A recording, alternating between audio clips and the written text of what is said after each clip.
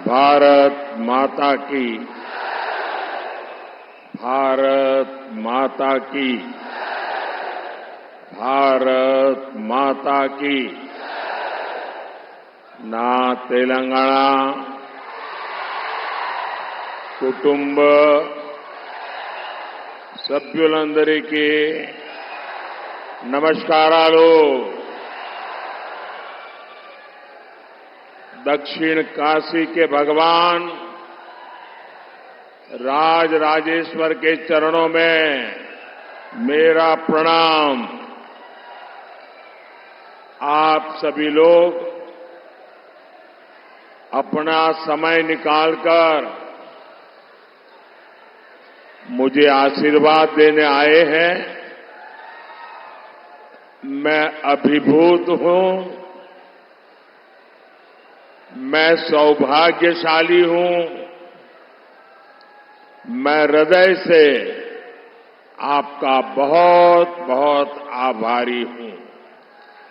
నా తెలంగాణ కుటుంబ సభ్యులారా, దక్షిణ కాశీగా పేరుగాంచినటువంటి రాజరాజేశ్వరి యొక్క పాద పద్మముల దగ్గర నమస్కరిస్తూ, నిజంగా నేను ధన్యుణ్ణి, కృతజ్ఞుణ్ణి, మీ అభిమాన పాత్రుణ్ణి. ఇంత పెద్ద ఎత్తున మీరు తరలి వచ్చి నన్ను ఆశీర్వదించినందుకు మీ అందరికీ కూడా ధన్యవాదాలు। साथियों, कल देश में तीसरे चरण का चुनाव पूरा हो गया है। तीसरे फेज में कांग्रेस और इंडी अलायंस का तीसरा फ्यूज उड़ गया है। మిత్రులారా, अभी 4 चरण के चुनाव बाकी है।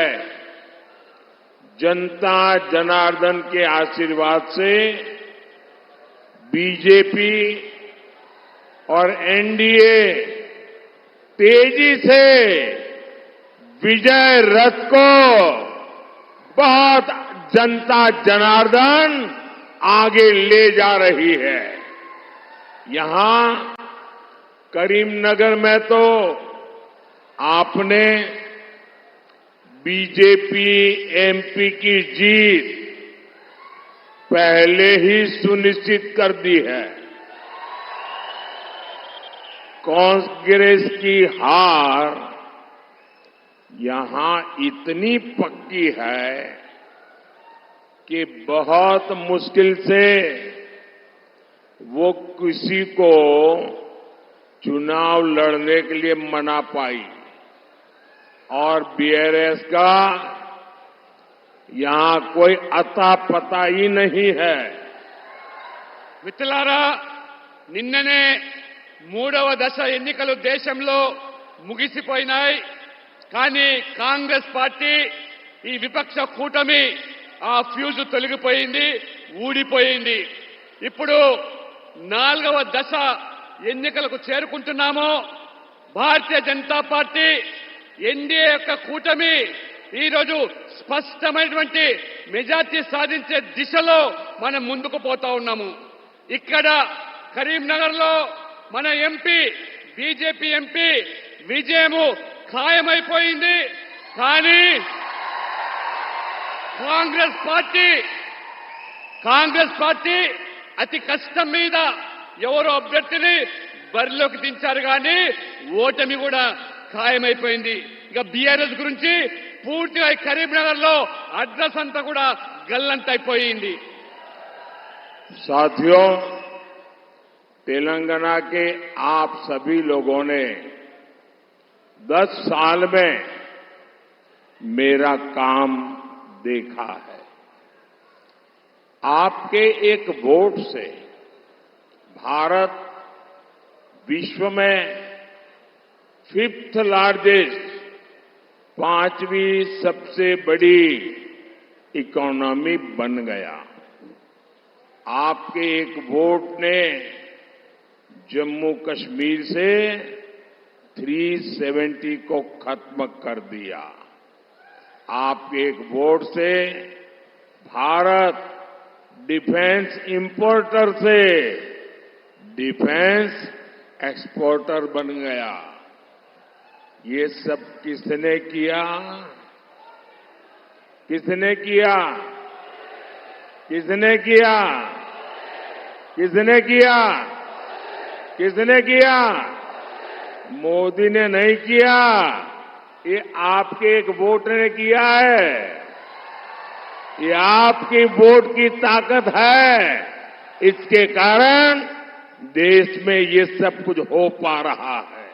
మిత్రులారా, తెలంగాణలో మీరందరూ కూడా నా 10 సంవత్సరాల పనితీరు మీరు చూస్తా ఉన్నారు. మీ ఒక్క ఓటుతో ప్రపంచంలోనే 5వ పెద్ద ఆర్థిక దేశంగా తీర్చిదిద్దామంటే అది మీ ఒక్క ఓటు వల్ల. మీ ఒక్క ఓటు వల్ల ఇవాళ జమ్మూ కాశ్మీర్ భారతదేశంలో అంతర్భాగమని 370 ఆర్టికల్ రద్దు చేశామంటేనే అది మీ ఒక్క ఓటు వల్ల. అంతేకాదు ఇవాళ మీ ఓటు వల్ల డిఫెన్స్ నుంచి ఏదైతే దిగుమతి చేసుకున్నటువంటి ఆయుధాలు ఉన్నదో ఇవాళ ఎగుమతి చేసే స్థాయికి ఎదిగామంటే అది మీ ఓటు వల్ల. ఎవరు చేశారు? ఎవరు చేశారు? ఎవరు చేశారు? మోదీ కాదు, మీరందరూ కూడా ఓటు వేసి నన్ను గెలిపించడం వల్లనే అది సాధ్యమైంది. అది మీ ఓటే అని చెప్పి ఈ సందర్భంగా మీకు తెలియజేస్తా ఉన్నాను. साथियों, मैंने बहुत साल तक गुजरात में काम किया। सारे चुनाव मैं वहां जीत जाता था, लेकिन गुजरात में भी अगर मोदी को सुबह 10 बजे इतनी बड़ी रैली करनी है तो मैं कभी नहीं कर पाता था। आज आपने इतनी बड़ी रैली, और मैं देख रहा हूं आपने जो मैदान तय किया है उससे बाहर भी, और अभी भी लोग आ रहे हैं। सुबह 10 बजे इतनी बड़ी रैली मैं गुजरात में भी नहीं कर सकता हूं। मैं आपको 100 सलाम करता हूं। आपने इतना बड़ा प्यार और आशीर्वाद दिया है। మిత్రులారా, నేను గుజరాత్ లో 3 సార్లు ముఖ్యమంత్రిగా పనిచేశాను. గుజరాత్ తో నాకున్న అనుబంధం మీ అందరికీ తెలిసిందే. కానీ ఇవాళ నేను చూస్తా ఉంటే ఆశ్చర్యం కలుగుతా ఉన్నది. ఉదయం 10 గంటలకు ఇంత పెద్ద ఎత్తున బహిరంగ సభ నిర్వహిస్తే అశేష ప్రజానికము తరలి వచ్చారంటే ఈ ప్రాంగణంలో ఉన్నటువంటి ప్రజాజనమే కాకుండా బయట కూడా ఇంత పెద్ద సంఖ్యలో వేచి ఉన్నారంటే మీ అందరికీ కూడా నేను శిరస్సు వంచి నమస్కరిస్తూ నా యొక్క అభిమానాన్ని మీకు చాటుతా ఉన్నాను. ఇవాళ भाइयों बहनों, भारत में तेलंगाना में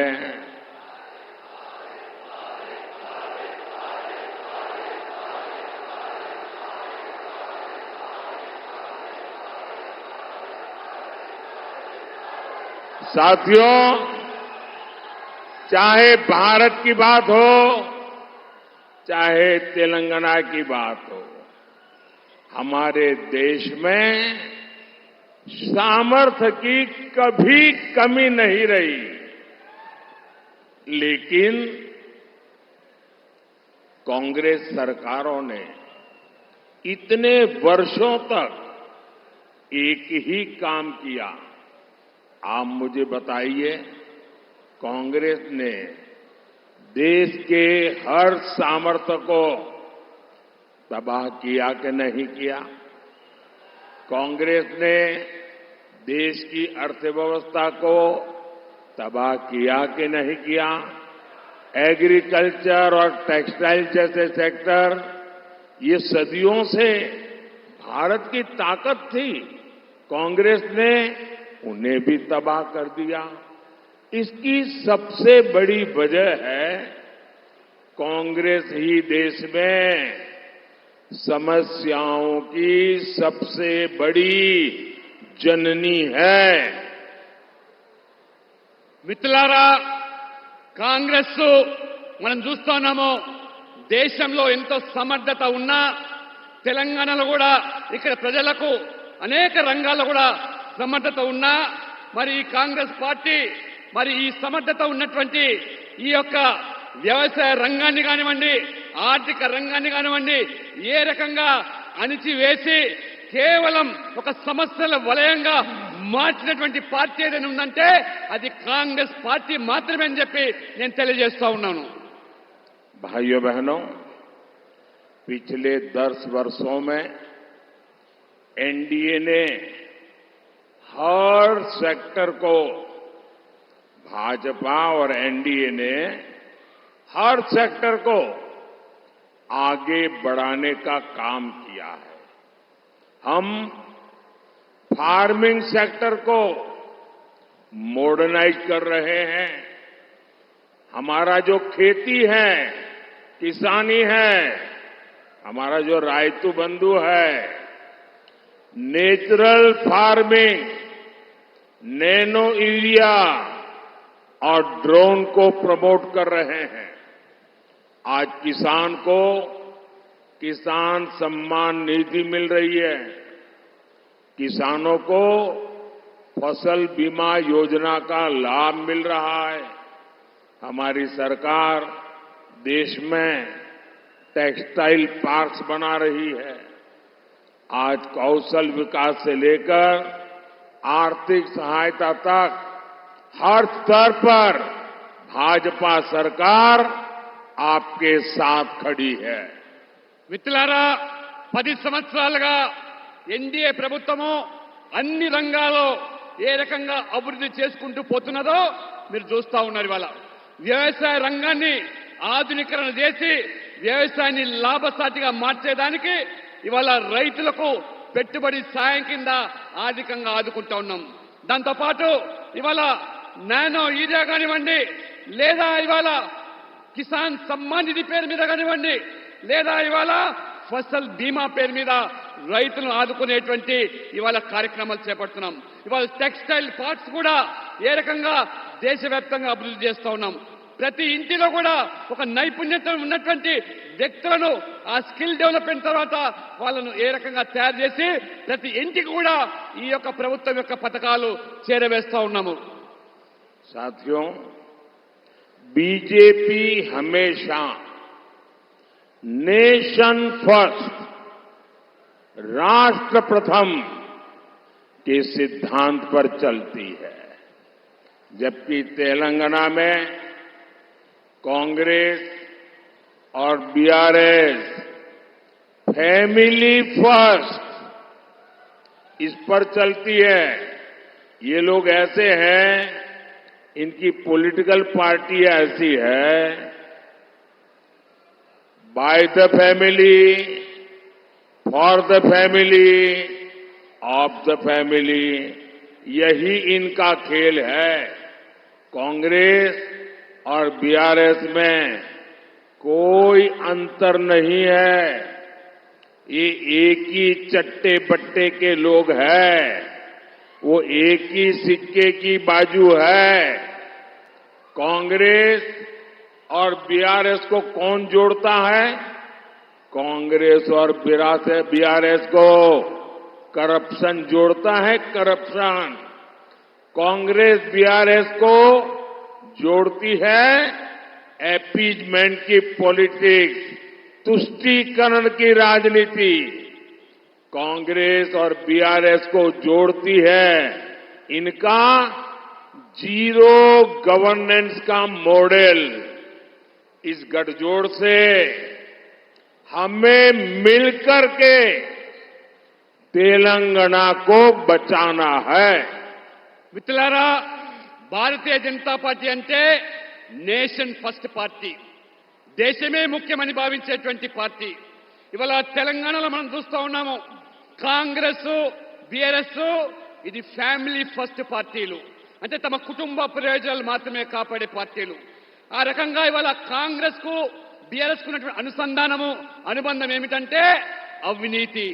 ఈ రెండు పార్టీలకు ఉన్నటువంటి అనుబంధం ఏమిటంటే ఇవాళ సంతుష్టీకరణ రాజకీయాలు.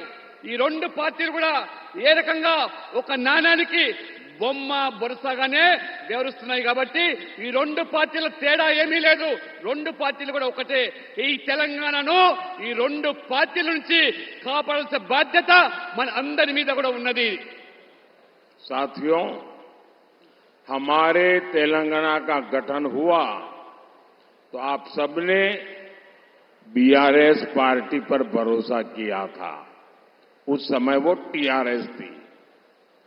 अपनी फैमिली के लिए बीआरएस ने तेलंगाना की सारी फैमिलीज के सपने तोड़ दिए. कांग्रेस का भी यही इतिहास है. आजादी के बाद देश को कांग्रेस पार्टी से उम्मीदें थी, लेकिन कांग्रेस ने भी रास्ता क्या चुना? Family first. देश तो डूब गया और वे देश डूबे तो डूब जाए, लेकिन इनकी फैमिली को कोई फर्क नहीं पड़ता. మిత్రులారా, తెలంగాణ ఏర్పడ్డప్పుడు మనమందరం కూడా భావించాము బీఆర్ఎస్ తెలంగాణకేదో సాధిస్తుందని చెప్పి, తెలంగాణకేదో మేలు చేస్తుందని చెప్పి. కానీ తీరా చూస్తే ఈ బీఆర్ఎస్ పార్టీ ఆ యొక్క కుటుంబం కోసం, మన తెలంగాణ ప్రజల కుటుంబాలన్నీ కూడా ఏ రకంగా పణంగా పెట్టి ఆ కుటుంబ ప్రయోజనాల కోసమే పాటుపడ్డదో ఈ 10 సంవత్సరాల అనుభవంతో మనం ఇవాళ ఆవేదన వ్యక్తం చేస్తున్నాం. కాంగ్రెస్ స్వాతంత్రం వచ్చిన తర్వాత కాంగ్రెస్ ఏదో మేలు చేస్తుందని ఆ రోజు మనం భావించాం. కానీ కాంగ్రెస్ కూడా వారి యొక్క కుటుంబ ప్రయోజనాలే ముఖ్యమని చెప్పి ఏ రకంగా దేశాన్ని ఇవాళ దోచుకున్నదో, ఆ దేశం ఏమైనా పర్వాలేదు కానీ నా కుటుంబం బాగుంటుందని చెప్పి ఆ రకంగా కాంగ్రెస్ వంశపారపర రాజకీయాలకు ఏ రకంగా తెరలేపిందో మనం ఇవాళ కల్లారా చూస్తా ఉన్నాం. फैमिली फर्स्ट की इसी नीति की वजह से कांग्रेस ने पीवी नरसिम्हा राव जी का भी अपमान किया. उनके निधन के बाद उनके पार्थिव शरीर का भी अपमान किया. कांग्रेस दफ्तर में एंट्री तक नहीं दी. ये बीजेपी एनडीए सरकार है जिसने पीवी नरसिम्हा राव जी को भारत रत्न से सम्मानित किया. और मेरे लिए बहुत सुखद है कि कल ही मुझे उनके पूरे परिवार के साथ मुलाकात करने का, पीवी नरसिम्हा राव जी के बारे में बहुत कुछ सुनने का सौभाग्य मिला. बहुत देर तक उनके परिवार की 2-2, 3-3 पीढ़ी के साथ मैं बैठा. मैं गर्व महसूस कर रहा था कि एक परिवार ने, नरसिम्हा राव जी ने देश के लिए कितना कुछ किया और कांग्रेस ने उनके साथ कैसा व्यवहार किया. మిత్రులారా, కాంగ్రెస్ పార్టీ ఫ్యామిలీ ఫస్ట్ అంటే నిజంగా ఆ కాంగ్రెస్ పార్టీలో ఉన్నటువంటి పివి నరసింహారావు గారు ఒక గొప్ప వ్యక్తి, మేధావి. ఏ రకంగా కాంగ్రెస్ పార్టీ ఆ పివి నరసింహారావు గారిని అవమానపరిచిందో మనందరికీ తెలిసిందే. చివరికి తన మరణం తర్వాత ఆ పార్థివ శరీరాన్ని కూడా కాంగ్రెస్ కార్యాలయం తీసుకురాకుండా ఏ రకంగా బయటికి నెట్టేసి తరలించారో ఇదంతా కూడా మనం కల్లారా చూశాం.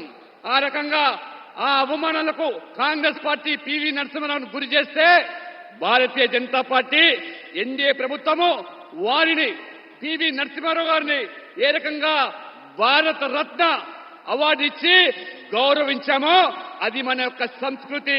ఆ రకంగా మరి నిన్న వారి యొక్క కుటుంబ సభ్యులను హైదరాబాద్ లో 3 తరాల ఆ కుటుంబ సభ్యులను కలిసే అవకాశం వచ్చినప్పుడు పివి నరసింహారావు గురించి, వారి చరిత్ర గురించి, వారి ఖ్యాతి గురించి అనేకమైనటువంటి అనుభవాలు పంచుకోవడము నిజంగా నాకు చాలా సంతోషదాయకంగా ఉన్నది. साथियों, करप्शन, ये करप्शन एक ऐसी फेविकोल है जो कांग्रेस और बीआरएस का कॉमन कैरेक्टर है। ये दोनों एक दूसरे पर भ्रष्टाचार के आरोप लगाते हैं, लेकिन बैकडोर से दोनों ही एक ही करप्शन सिंडिकेट का हिस्सा है। आप मुझे बताइए, बीआरएस वाले कांग्रेस पर कैश फॉर वोट का आरोप लगाते थे ना, लेकिन जब तक वो सत्ता में रहे कभी जांच करवाई क्या? कांग्रेस विपक्ष में थी तो बीआरएस पर कालेश्वरम घोटाले का आरोप लगाती थी या नहीं लगाती थी? ये आए दिन हंगामा भी करते थे, लेकिन इतने दिन से तेलंगाना में कांग्रेस सरकार है, इन्होंने कालेश्वरम घोटाले की कोई जांच अभी तक नहीं करवाई, क्योंकि दोनों एक ही करप्शन सिंडिकेट का हिस्सा है। మిత్రులారా, కాంగ్రెస్ బీఆర్ఎస్ ఈ అవినీతిలో కుంభకోణంలో ఏమాత్రం కూడా ఇద్దరిలో తేడా లేదు. ఆ రోజు మరి కాంగ్రెస్ పార్టీ ప్రతిపక్షంలో ఉన్నప్పుడు ఏ రకంగా బీఆర్ఎస్ యొక్క అవినీతి గురించి మాట్లాడారు, అదే రకంగా మరి బీఆర్ఎస్ పార్టీ ఆనాడు ఓట్ ఫర్ నోట్ కేసులో కాంగ్రెస్ నాయకులు చిక్కిన తర్వాత మళ్ళీ ఇప్పటి వరకు కూడా దాని మీద విచారణ లేదు, దర్యాప్తు లేదు. కానీ ఒకరినొకరు కాపాడుకునే ప్రయత్నం. ఈ రోజు మరి కాంగ్రెస్ పార్టీ ప్రతిపక్షంలో ఉన్నప్పుడు కాళేశ్వరం అవినీతి గురించి, కాళేశ్వరం కుంభకోణం గురించి రోజు మాట్లాడిన వీరు ఇవాళ విచారణ జరపకుండా, దర్యాప్తులు జరపకుండా ఏ రకంగా ఒకరినొకరు కాపాడుకునే ప్రయత్నం చేస్తున్నారో, ఇద్దరు కూడా తోడు దొంగలే ఈ అవినీతిలో, ఇద్దరు కూడా సిండికేట్ సభ్యులే అని చెప్పి కూడా ఈ సందర్భంగా నేను మీకు తెలియజేస్తా ఉన్నాను. साथियों, इन दिनों तेलंगाना से लेकर दिल्ली तक डबल आर टैक्स की बहुत चर्चा हो रही है। ये डबल आर टैक्स माने आज तो तेलंगाना का बच्चा बच्चा जानता है। इसके पहले तेलुगु भाषा में ट्रिपल आर फिल्म आई थी। मुझे लोगों ने बताया कि डबल आर ने मिलकर के कलेक्शन में ट्रिपल आर को भी पीछे छोड़ दिया है। आप जानते हैं ना ट्रिपल आर का कितना कलेक्शन था? कहते हैं 1000 करोड़ से ज्यादा लाइफ टाइम कलेक्शन। कहने वाले कहते हैं इतना तो डबल आर टैक्स का सिर्फ कुछ दिन का कलेक्शन होता है। ऐसी लूट मचा रखी है इन्होंने। మిత్రులారా, తెలంగాణలో ఈ మధ్యలో డబుల్ ఆర్ ట్యాక్స్ గురించి బాగా చర్చ జరుగుతూ ఉన్నది. అసలు ఈ డబుల్ ఆర్ ట్యాక్స్ ఏంటిదనేది అనేక మంది తమ యొక్క అనుమానాలు వ్యక్తం చేస్తూ ఉన్నారు. మన తెలుగులో ఒక సినిమా త్రిబుల్ ఆర్ పేరు మీద వచ్చిన సినిమా మీ అందరికీ తెలిసిందే. రికార్డు స్థాయిలో కలెక్షన్ సాధించింది ఆ త్రిబుల్ ఆర్ సినిమా. ఆ త్రిబుల్ ఆర్ సినిమా ఆడినన్ని రోజులు కూడా మొత్తం అంతా కలిపితే 1000 కోట్లు కలెక్షన్ వచ్చిందని చెప్పి మనకు తెలుస్తా ఉన్నది. కానీ వాళ్ళ డబుల్ ఆర్ ట్యాక్స్ అవుతుందో ఈ ప్రభుత్వం డబుల్ ఆర్ ట్యాక్స్ ఆ 1000 కోట్ల కలెక్షన్ కూడా మించిపోయింది కేవలం 3-4 మాసాల్లో. అంటే ఎంత గనులో ఈ అవినీతిలో ఒక్కసారి తెలంగాణ ప్రజలు తెలుసుకోవాల్సిందని కోరుతా ఉన్నాను. ये डबल आर, एक आर तेलंगाना को लूटता है और लूट करके दिल्ली में दूसरे आर को देता है। ये डबल आर का खेल तेलंगाना को देखते ही देखते तबाह कर देगा। మిత్రులారా, ఈ డబుల్ ఆర్ ఏదైతే ఉన్నదో ఇది ఈ తెలంగాణకు సంబంధించిన ఒక ఆరు మొత్తం ఈ యొక్క ప్రజల నుంచి పీడించి పట్టి ఢిల్లీకి పంపిస్తున్నారు. ఏ రకంగా ఢిల్లీకి కప్పం కడుతూ ఉన్నారు. కాబట్టి ఈ పీడ నుంచి విముక్తి చేయాల్సింది బాధ్యత మనందరి మీద ఉన్నది. ఈ డబుల్ ఆర్ నుంచి విముక్తి కావాల్సిన అవసరం ఉన్నది తెలంగాణ ప్రజలకు. साथियों, आपने देखा होगा ये कांग्रेस के शहजादे पिछले 5 साल से सुबह उठते ही माला जपना शुरू करते थे। जब से उनका राफेल वाला मामला ग्राउंडेड हो गया, तब से उन्होंने एक नई माला जपना शुरू किया। 5 साल से एक ही माला जपते थे। 5 उद्योगपति, 5 उद्योगपति, 5 उद्योगपति। फिर धीरे धीरे कहने लगे अंबानी अडानी, अंबानी अडानी, अंबानी अडानी। 5 साल से। लेकिन जब से चुनाव घोषित हुआ है, इन्होंने अंबानी अडानी को गाली देना बंद कर दिया। मैं आज तेलंगाना की धरती से पूछना चाहता हूं, जरा ये शहजादे घोषित करें कि इस चुनाव में ये अंबानी अडानी से कितना माल उठाया है, काले धन के कितने बोरे भर करके रुपये मारे हैं, क्या टेम्पो भर करके नोटे कांग्रेस के लिए पहुंची है, क्या सौदा हुआ है। आपने रातों रात अंबानी अडानी इनको गाली देना बंद कर दिया। जरूर दाल में कुछ काला है। 5 साल तक अंबानी अडानी को गाली दी और रातों रात गालियां बंद हो गई। मतलब कोई न कोई चोरी का माल टेम्पो भर भर करके आपने पाया है। మిత్రులారా, ये जवाब देना पड़ेगा देश को। మిత్రులారా, ఈ యువరాజు మీ అందరికీ తెలుసు యువరాజు ఎవరు. గత 5 సంవత్సరాలుగా ఒకటే కొంగ జపము, దొంగ జపము. పారిశ్రామికవేత్తలు అంబానీ అదానీ పేరు మీద పొద్దున్న లేస్తే వాళ్ళ మీద విమర్శలు, వాళ్ళ మీద ఏ రకంగా మరి దాడులు చేశారో మీరందరూ గమనించాలి. ఉన్న పలంగా ఎన్నికల ప్రకటన రాగానే ఇవాళ అంబానీ అదానీ మీద విమర్శలు లేవు. అంబానీ గురించి మాట్లాడతలేరు, అదానీ గురించి మాట్లాడలేదు. ఏమి మతలబు జరిగింది, ఏ ఇద్దరి మధ్యలో ఏమి వాళ్లకు లావాదేవీలు జరిగినాయో తెలంగాణ ప్రజలు అర్థం చేసుకోవాలి.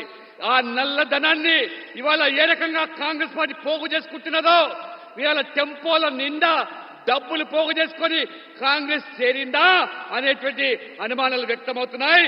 కాబట్టి ఇవాళ తెలంగాణ ప్రజలు గమనించాలి, ఏ బెదిరింపులకు పాల్పడి ఏ యొక్క మరి ధనాన్ని కూడగట్టుకోవడానికి వీళ్ళ యొక్క ఆకృత్యాలు కొనసాగుతున్నాయో కాంగ్రెస్ పార్టీవి ఒక్కసారి మీరందరూ కూడా అర్థం చేసుకోవాల్సిందిగా కోరుతా ఉన్నాను. साथियों, कांग्रेस और बीआरएस के बीच जो अपीजमेंट का बॉन्ड है वो बहुत मजबूत है।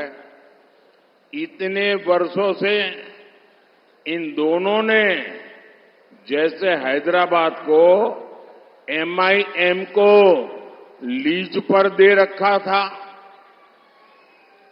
पहली बार किसी ने एमआईएम को चुनौती दी तो बीजेपी ने दी। बीजेपी की चुनौती से एमआईएम तो घबराई हुई है, उससे ज्यादा कांग्रेस और बीआरएस घबराए हुए हैं।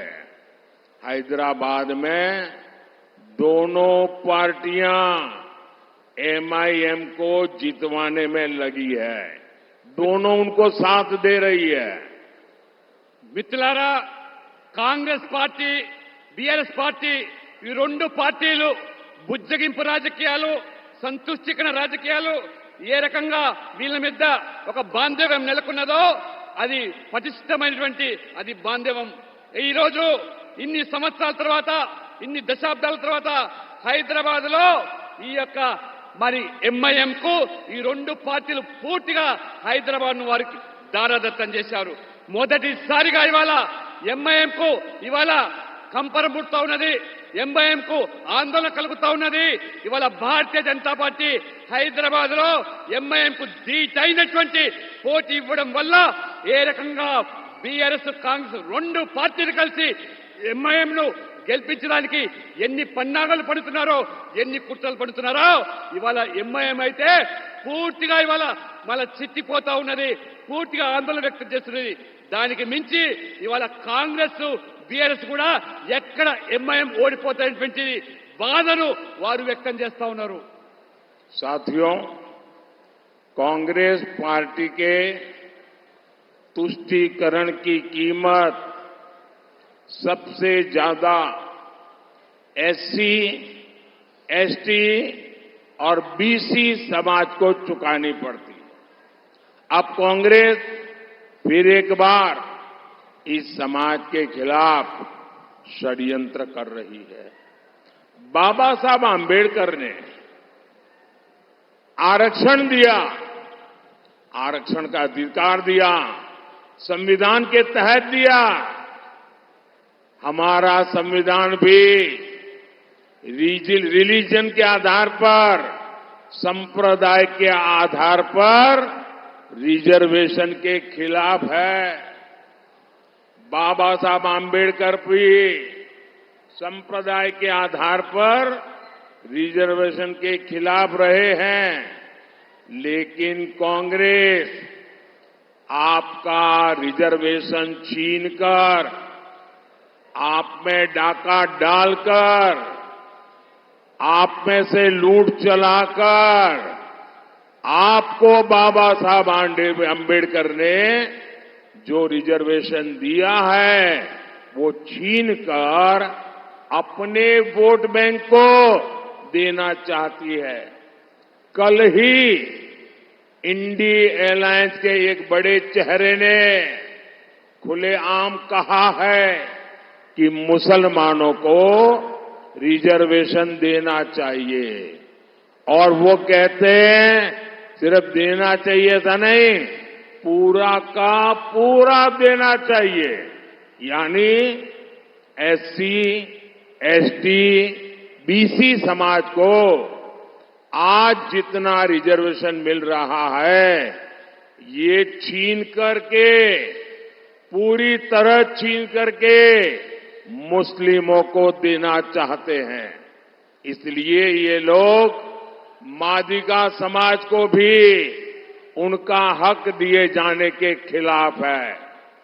మిత్రులారా, కాంగ్రెస్ పార్టీ ఈ సంతుష్టికరణ రాజకీయాలు ఏ స్థాయికి ఇవాళ వెళ్ళాయంటే, ఇవాళ డాక్టర్ బాబాసాహెబ్ అంబేద్కర్ రాజ్యాంగంలో పొందుపరిచినటువంటి సామాజిక వివక్ష గురైనటువంటి ఎస్సీ, ఎస్టీ, బీసీలకు ఉన్న రిజర్వేషన్లను ఏ రకంగా గండి కొట్టి అవి కేవలము ఓటు బ్యాంకు రాజకీయాల్లో భాగంగా ముస్లింలకే చెందాలని చెప్పి ఇవాళ కాంగ్రెస్ నాయకులు మాట్లాడుతున్నారు.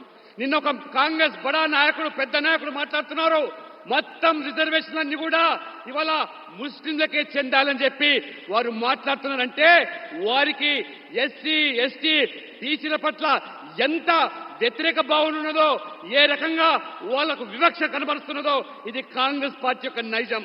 మరి అదే రకంగా ఇవాళ సమాజంలో ఎస్సీ వర్గీకరణలో భాగంగా మాదిగలకు న్యాయం చేయాలని చెప్పి ఇక్కడ మాదిగలు కోరుతా ఉంటే ఇవాళ ఆ మాదిగలకు వ్యతిరేకంగా ఇవాళ కాంగ్రెస్ పార్టీ రిజర్వేషన్లన్నీ కూడా ఇవాళ ముస్లింలకే చెందాలి మాట్లాడుతున్నదంటే ఒక్కసారి మీరు ఆలోచన చేయాలి.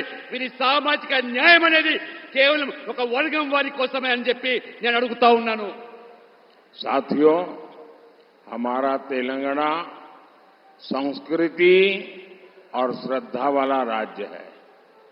अयोध्या में राम मंदिर बना,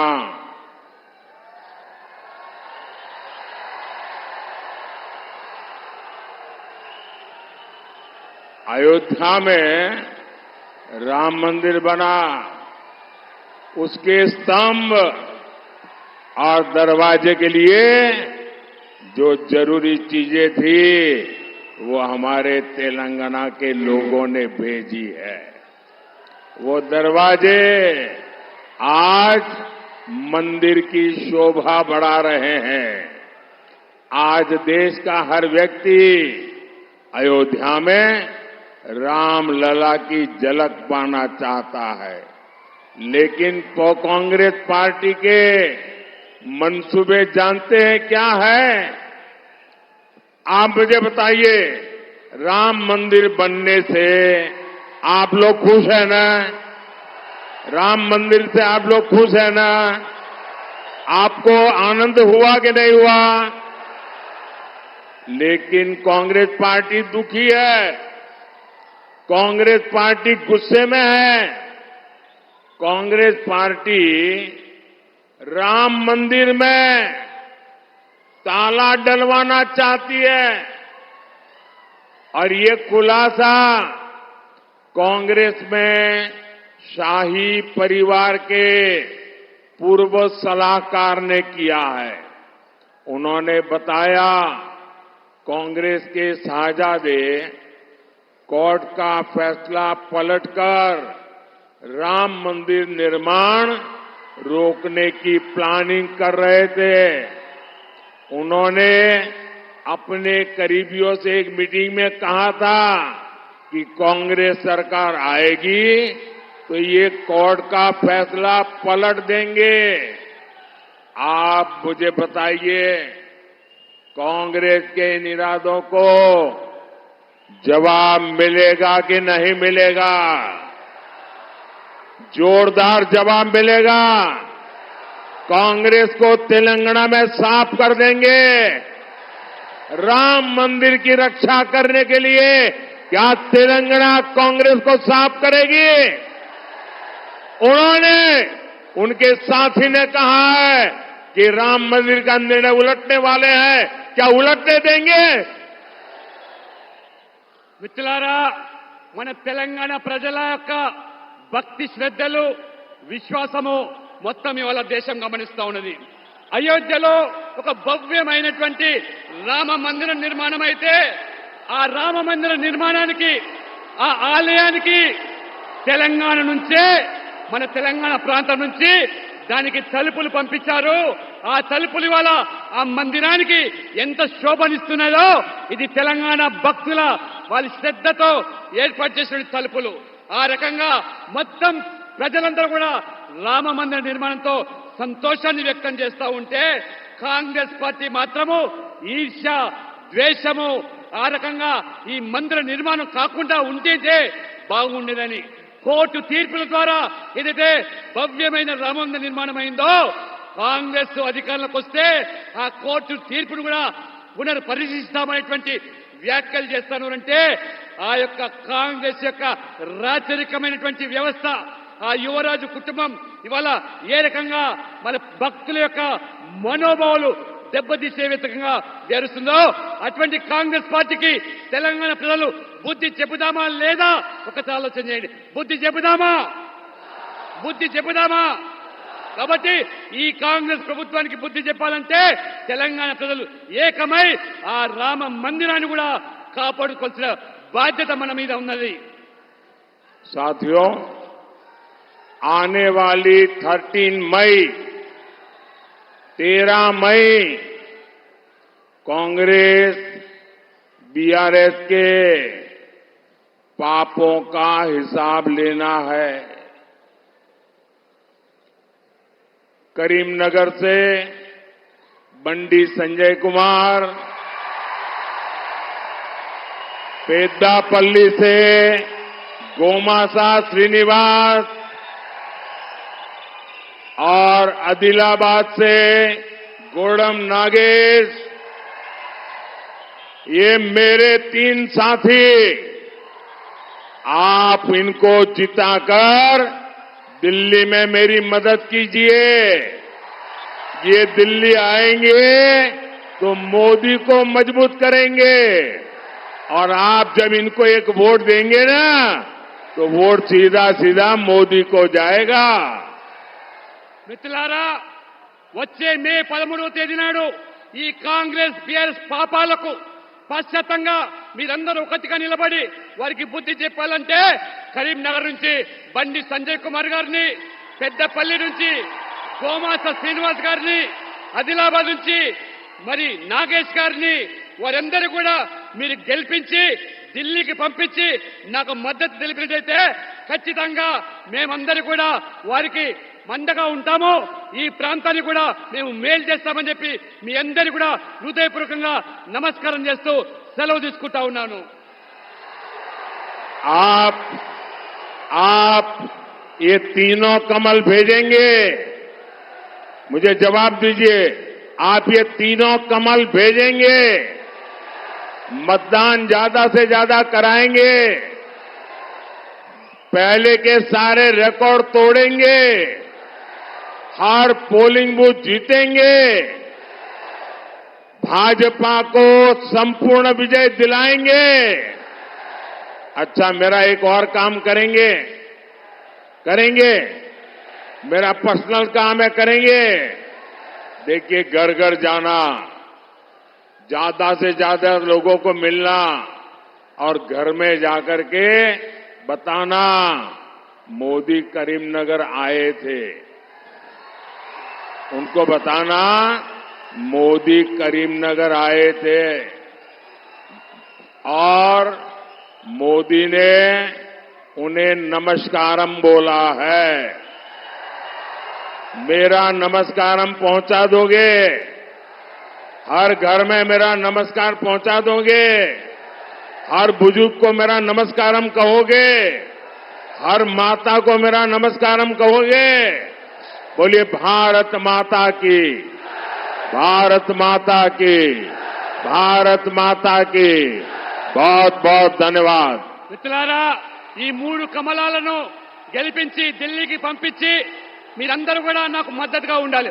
ఒక చిన్న కోరిక నాది, మీరందరూ కూడా ఒకటే చెప్పాలి, మోదీ గారు కరీంనగర్కి వచ్చాడు, కరీంనగర్కి వచ్చిన తర్వాత మాకు అందరూ కూడా ఇంటింటికి వెళ్లి మోదీ గారి తరఫున ప్రతి వ్యక్తిని చిన్న పెద్ద తేడా లేకుండా అందరినీ కలిసి మోదీ గారి నమస్కారం చెప్పి మీరు వారి యొక్క మద్దతును, ఆశీర్వాదాన్ని మోదీ గారికి అందివ్వాలని చెప్పి మీరందరూ కూడా ఇంటింటికి వెళ్లి ఆ రకంగా ప్రచారం చేసి మోదీ గారి నమస్కారానికి వారు తెలియజేయాలని చెప్పి కోరుతా ఉన్నాను.